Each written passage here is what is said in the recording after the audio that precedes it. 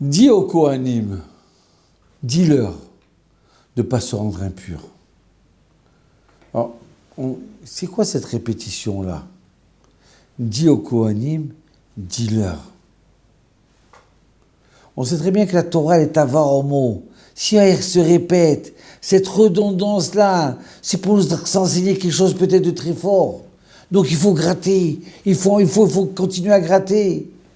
Alors écoutez bien, j'ai vu une réponse extraordinaire et très importante pour nous. Alors, dis aux Kohanim et dis-leur. À partir du moment où les Kohanim, ils ont entendu Moshe Rabbeinu nous parler, maintenant quand ils vont les réentendre, dis-leur, c'est plus les mêmes. On apprend de là que quand on fait une mitzvah, quand on fait une bonne action qui est marquée dans la Torah parce que je veux accomplir ce que la Torah nous dit, on est transformé. On transforme le monde, on transforme notre famille, on se transforme à soi-même. On n'est plus les mêmes. Quelqu'un qui agit avec sa main, qui met les tefilines, quelqu'un qui va donner une tzedaka, quelqu'un qui se lève et qui va faire une prière, après la mitzvah, c'est plus le même homme. C'est un autre homme. Donc c'est pour ça que vous avez de répéter, dis-leur. Aïe, aïe, aïe. La mitzvah, elle a une force de nous transformer.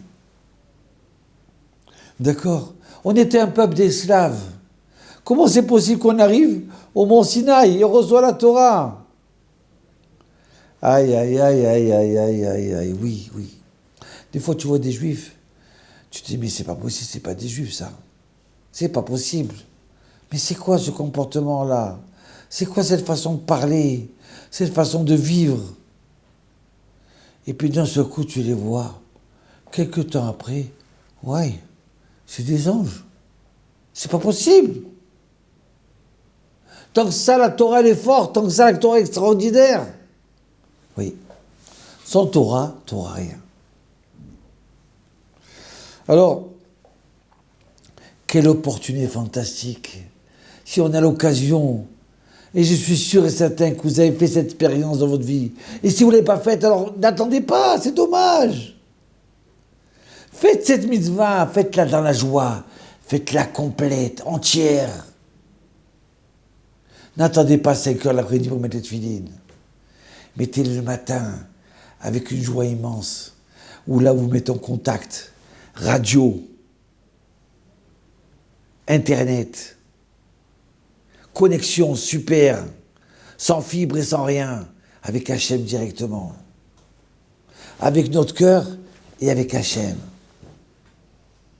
Et vous allez voir, grâce à cette joie de mettre cette fille-là, qui se passe par des méridiens spéciaux, comment vous allez sentir que vous n'êtes plus le même homme.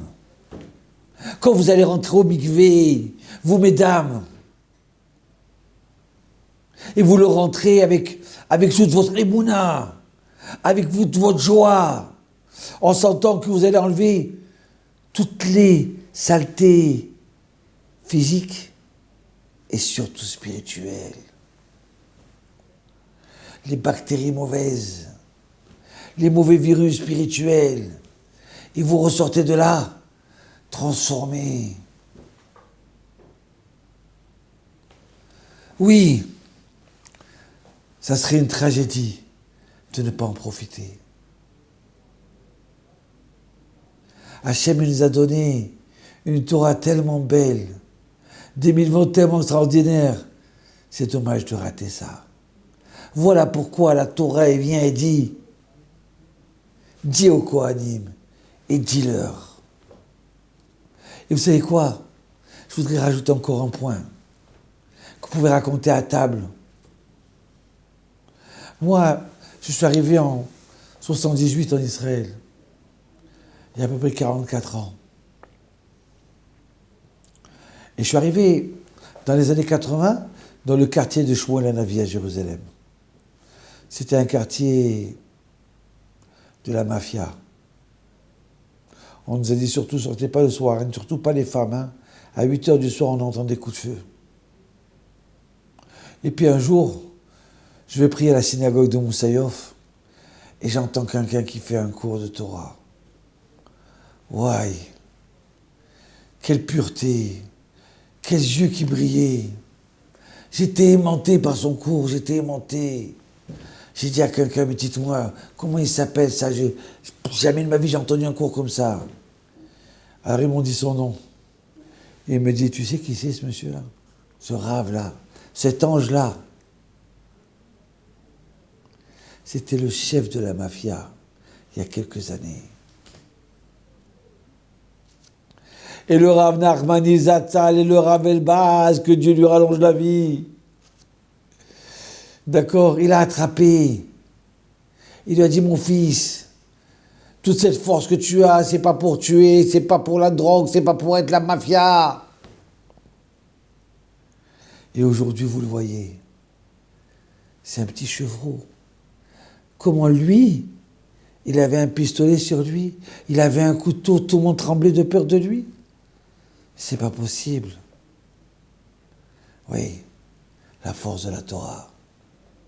Dis-leur, dis au Kohanim et dis-leur. Encore dis-moi 1 minute.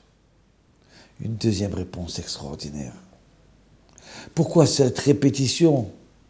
C'est qu'Hachem, il dit à Moshe Rabbeinu, va dire aux Kohanim, et une fois qu'ils ont entendu les Kohanim, ils doivent dire à leurs enfants. Dis-leur à qui? Aux enfants. Tu as une vérité, tu as reçu tes parents, tes grands-parents, tu as vécu des moments très forts à Pessar, à Soukot. Dis-leur à tes enfants. Je sais que tu es un spécialiste du foot, mais change de discussion, transmets. Tu es un maillon de l'histoire du peuple d'Israël.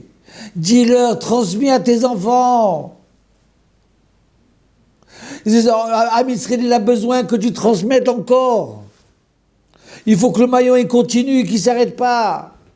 Et ça dépend de toi. Ce que tu as vécu dans ta vie, il faut que tu le transmettes à ton fils. Et si tu n'as pas assez vécu, alors apprends. Assieds-toi chez un rave. Parce que si Hachem t'a donné un nouveau maillon à la chaîne du peuple d'Israël, tu es responsable. Dis aux Kohanim et dis-leur à qui? À tes enfants. Shalom.